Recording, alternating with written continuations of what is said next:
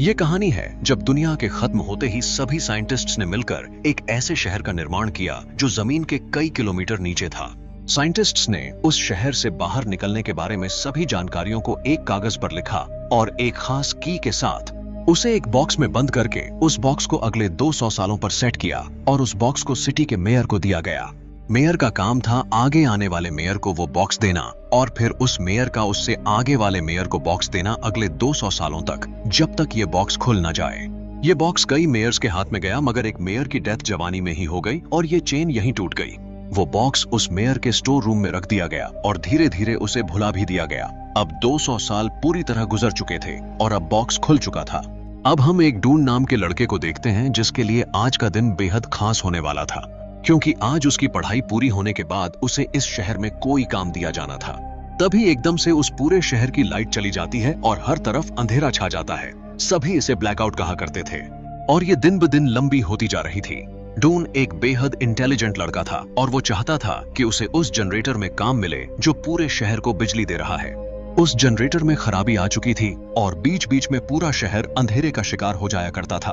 अब वो वक्त आता है जब सभी को उनके काम दिए जाने थे। सभी वक्त पर पहुंच चुके थे केवल एक लड़की लीना को छोड़कर। लीना इस एम्बर नाम के शहर की गलियों में भागती हुई किसी तरह वहां पहुंच जाती है।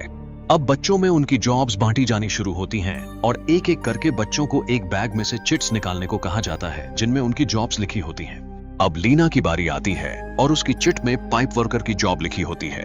लीना को ये जॉब बिल्कुल भी पसंद नहीं आती, वो इस जॉब से बिल्कुल खुश नहीं होती। अब बारी डून की आती है मगर डून को भी उसकी पसंद की जॉब नहीं मिलती। डून को एक मैसेंजर की जॉब मिलती है।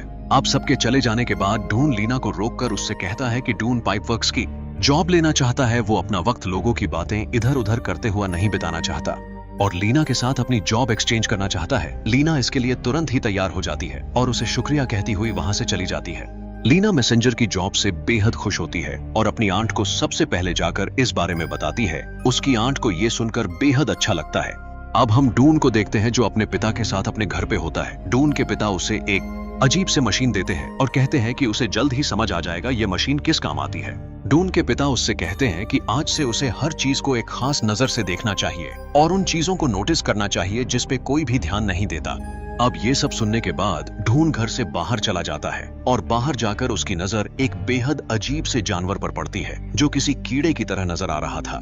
उसके पंख खराब हो चुके थे। डून उसके पंख को एक धागे की मदद से ठीक कर देता है और वो कीड़ा उड़कर वहां से चला जाता है मगर डून नहीं जानता था आखिर इस अंडरग्राउंड सिटी के बाहर क्या है और वो कीड़ा आखिर कहां से आया है। अब हम लीना को देखते हैं जो फिलहाल अपनी छोटी बहन पूपी को सुलाने के लिए एक रिकॉर्डेड टेप चला रही थी जिसमें कुछ पुराने मैसेजेस रिकॉर्डेड थे।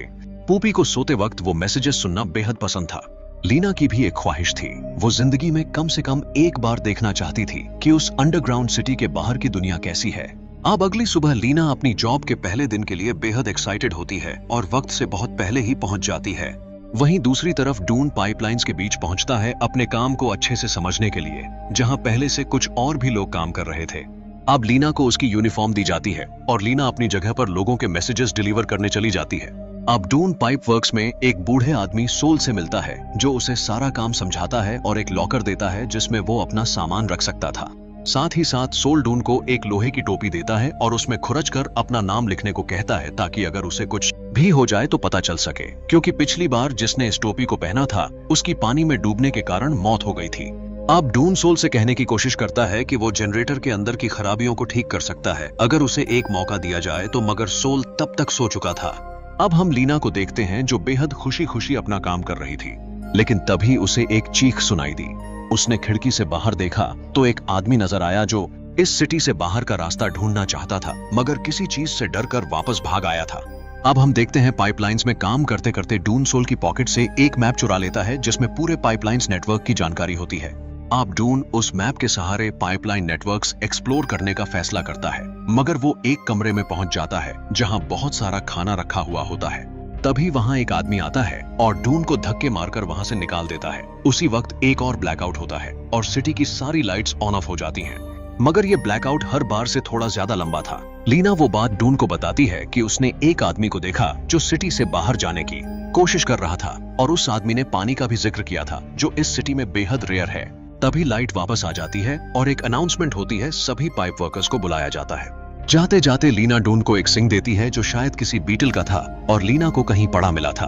आप वहां से लीना सीधे अपने घर अपनी दादी को देखने जाती है कि वो ठीक है या नहीं। वहीं दूसरी तरफ डून को जनरेटर वाले एरिया में बुलाया जाता है जहां वो देखता है कि पूरे सिटी को पावर दे रहे जनरेटर में अब आग लग चुकी है और सिचुएशन बेहद खराब हो चुकी है। लीना की दादी लीना से किसी खास चीज का जिक्र करने की कोशिश कर रही होती है मगर खराब दिमागी हालत के कारण वो सही से लीना को समझा नहीं पाती कि आखिर वो किस चीज के बारे में कहना चाहती है। लीना अपनी बहन पूपी को देखती है जो स्टोर रूम में एक लोहे के बक्से में से कुछ कागज निकालकर खा रही होती है। लीना पूपी और उस बक्से को बाहर लेकर आती है। तभी लीना की दादी लीना से कहती है कि यही वो खास चीज है जिसके बारे में वो लीना से बताना चाहती थी। मगर जब लीना दादी से पूछती है कि आखिर इस बक्से में ऐसा क्या है जो वो बताना चाहती थी, तो उसकी दादी कहती है कि उसे कुछ भी याद नहीं, उसे बस इतना याद है कि इस बक्से में कुछ बेहद खास है। अब लीना उस बक्से को अपने पास रख लेती है और वहां से चली जाती है। पाइपलाइंस में सभी बेहद टेंशन में होते हैं क्योंकि जनरेटर अब दिन पे दिन बेहद खराब होता जा रहा था और उस पर अब ज्यादा दिन डिपेंड नहीं रहा जा सकता था। अब लीना अपना काम कर रही थी, तभी वही आदमी जिसने ढूंढ को धक्के मारकर बाहर निकाला था वो लीना से आकर उसका एक मैसेज मेयर तक पहुंचाने को कहता है। वो मैसेज कोड वर्ड्स में था और लीना उसे नहीं समझ पाती, मगर लीना वो मैसेज मेयर तक पहुंचाने चली जाती है। हॉल में घुसते ही लीना आज तक उस शहर में बने सभी मेयर्स की पोर्ट्रेट देखती है जिसमें से 7वां मेयर लीना के खानदान से था। उसकी तस्वीर में लीना देखती है कि उसने वही बॉक्स पकड़ रखा था जो लीना को आज अपने घर के स्टोर रूम से मिला था। अब लीना जाकर वो मैसेज मेयर को सुना देती है, मगर क्यूरियोसिटी में आकर लीना मेयर से पूछती है कि उन तस्वीरों में वो बॉक्स आखिर क्या है, मगर मेयर उसे बिना जवाब दिए वहां से जाने को कहता है। वही डून अपने घर जाकर अपने पिता से उस बीटल की सिंग को दिखाता है, मगर उसका पिता उससे कहता है कि उसे इन सब चीजों के बारे में ज्यादा नहीं सोचना चाहिए। वहीं घर लौटकर लीना उस बॉक्स में रखे कागज को निकालकर देखती है, मगर पूपी ने उस कागज को पूरी तरह फाड़ दिया होता है। लीना को उस बॉक्स में से एक शीशे का टुकड़ा भी मिलता है जिसे लेकर पूपी एक औरत के पास जाती है और वो औरत भी उस टुकड़े को नहीं पहचान पाती। तभी एक और ब्लैकआउट आता है। घर लौटकर लीना अपनी दादी से एक बार फिर पूछने की कोशिश करती है आखिर वो चीज है क्या, मगर दादी की दिमागी हालत अब कुछ बोलने लायक बिल्कुल नहीं बची थी। अब लीना पूपी को भी डॉक्टर के पास ले जाती है जिसे बहुत खांसी आ रही थी। वो डॉक्टर पूपी के मुंह के अंदर से एक कागज का टुकड़ा निकालकर वहां से चली जाती है। पूपी उस कागज को खोलकर उसमें लिखी चीज को पढ़ने की कोशिश कर रही थी कि तभी एक बार फिर ब्लैकआउट आया और फिर लीना की दादी चल बसी। अब लीना और उसकी बहन पूपी अपनी आंट के घर उनके साथ रहने आ गई। अब लीना किसी भी हालत में उस बॉक्स के पीछे का राज जानना चाहती थी। लीना उन कागजों को एक साथ जोड़ती है और उसे लेकर ढून के पास जाती है। इस कागज को देखकर ढून को एक किताब की याद आती है जो कई साल पहले इस शहर को बनाने वालों ने लिखी थी, जिसका जिक्र उन सभी की हिस्ट्री में था। लीना और डून चोरी छुपे उस जगह पर वो किताब खोलकर देख रहे थे जिसमें लिखी चीजें उस फटे हुए कागज से बेहद मिलती जुलती थीं, मगर तभी वहां एक आदमी आ जाता है जिसकी वजह से डून और लीना को वहां से छुपकर भागना पड़ता है। लीना अपना जोड़ा हुआ कागज ढूंढ को दिखाती है जिसमें आखिरी शब्द एग्जिट होता है, जिसका मतलब साफ था। इस कागज पर एम्बर शहर से बाहर जाने का रास्ता लिखा था। अब डून लीना के साथ पाइपलाइंस के बीच पहुंचता है और लीना को एक ऐसी टनल दिखाता है जिसे सोल की मैप से मिटा दिया गया था। इस टनल में कोई राज छुपा था जिसे ढूंढ जानना चाहता था। तभी अचानक उस टनल में 2 लोग कोई सामान लेकर आते हैं, मगर किसी जानवर की आवाज सुनते ही तुरंत डरकर वहां से भाग जाते हैं। तभी लीना और डून सामने से एक बेहद बड़ा और खतरनाक चूहे की तरह दिखने वाला जानवर अपने सामने से गुजरता हुआ देखते हैं। उन्हें बिल्कुल भी समझ नहीं आता आखिर ये क्या चीज है। उन 2 लोगों के गिराए हुए सामान में कुछ खाने की चीजें मौजूद थीं। जो कुछ भी हो रहा था वो उन दोनों की समझ से बिल्कुल बाहर था। तभी उस बड़े जानवर की नजर उन दोनों पर पड़ जाती है और वो जानवर उन दोनों का पीछा करना शुरू कर देता है। डून दूसरे रास्ते भागता है और लीना भागती हुई उसी स्टोर रूम पहुंच जाती है जहां डून पहले भी आ चुका था। अब भागने का रास्ता खत्म हो चुका था और लीना अब फंस चुकी थी। वो जानवर लीना के बेहद करीब आ चुका था, मगर तभी पीछे से ढूंढ आ जाता है जो उस जानवर का ध्यान भटकाकर उसे एक जगह में फंसा देता है। वो दोनों किसी तरह जान बचाकर वहां से भाग निकलते हैं। तभी लीना की नजर ढूंढ के हेलमेट पर पड़ती है जिसमें उसके पिता का नाम भी लिखा था।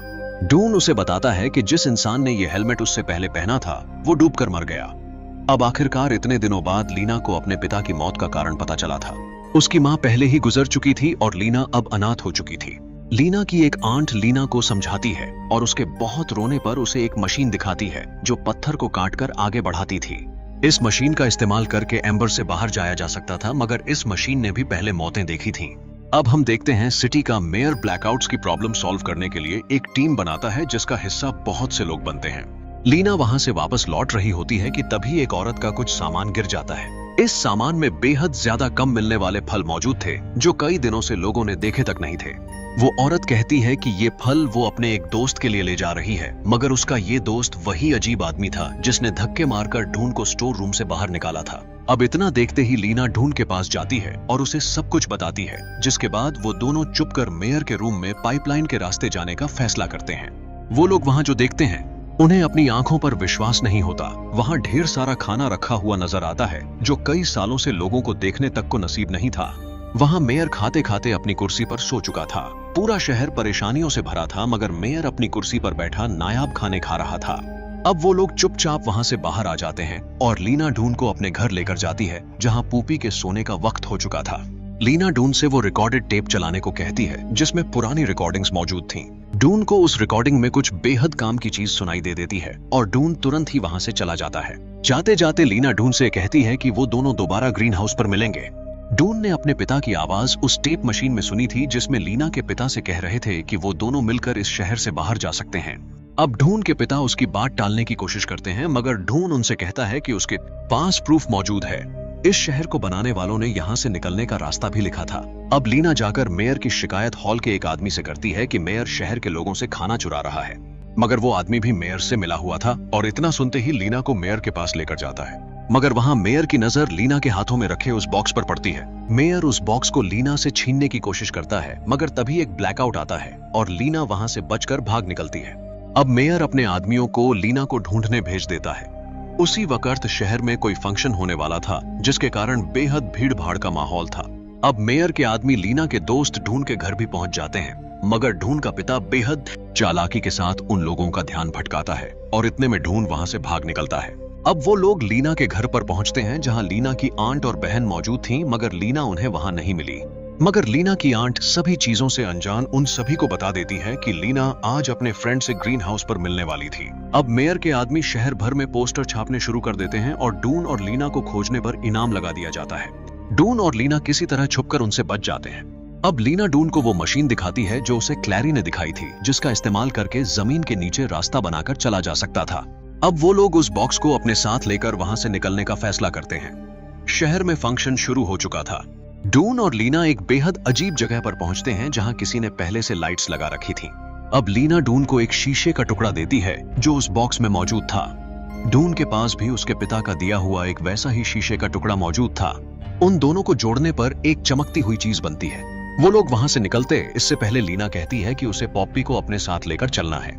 अब शहर में जाकर वो दोनों चुपके से पॉप्पी को अपने साथ लेकर वहां से भाग निकलते हैं और पाइपलाइंस के बीच पहुंचते हैं, जहां जनरेटर हॉल में जाने का रास्ता मौजूद था। उन्हें जनरेटर हॉल में जाने की जरूरत थी, मगर उसका दरवाजा बिल्कुल भी नहीं खुल रहा था। अब पॉप्पी अपने पास रखा हुआ आधा फटा हुआ कागज निकालती है जो वहां के लॉकर की तरफ इशारा करता है। अब लॉकर को जाकर देखने पर उन्हें एक लीवर नजर आता है, जिसे घुमाने पर एक बोट बाहर निकल कर आती है जो धीरे धीरे कर खुद आगे बढ़ती है और जनरेटर हॉल के अंदर चली जाती है। वहां एक पानी की नदी बहती हुई नजर आती है, मगर बोट थोड़ी आगे जाकर एक गियर से टकराकर टूट जाती है, जिसका मतलब था वो लोग अब भी इस पहेली को पूरी तरह नहीं सुलझा पाए। अब उस कागज पर लिखी चीजों को समझते हुए दोनों एक कंट्रोल रूम में पहुंचते हैं, जहां जनरेटर हॉल के सारे कंट्रोल्स मौजूद थे। अब उस कागज को फॉलो करते हुए उन्हें आखिरकार एक रास्ता नजर आता है। शहर में हर तरफ शॉर्ट सर्किट होने लगता है। अब डून और लीना बोट में बैठकर वहां से निकल जाते हैं। वहीं दूसरी तरफ मेयर अपने बंकर में आ जाता है ताकि वो किसी भी इमरजेंसी की सिचुएशन में खुद को बचा सके, मगर मेयर वहां उस खतरनाक जानवर के हाथों मारा जाता है। अब कई घंटों के सफर के बाद वो लोग जमीन से बाहर आते हैं, मगर तब रात का वक्त हो रहा होता है और उन्हें बेहद बुरा लगता है, क्योंकि बाहर आकर भी उन्हें केवल अंधेरा ही नजर आता है। मगर तभी सुबह हो जाती है और उन्हें ये देखकर बेहद खुशी होती है। अब डून और लीना एक पत्थर में एक लेटर लिखकर उस जमीन के नीचे मौजूद शहर में गिरा देते हैं, ताकि बाकी लोग भी उस शहर से बाहर आ सकें। वो लेटर ढूंढ के पिता के हाथ लगता है और हमारी कहानी यहीं खत्म हो जाती है। आप जाते जाते हमारे चैनल को सब्सक्राइब करना बिल्कुल भी ना भूलें।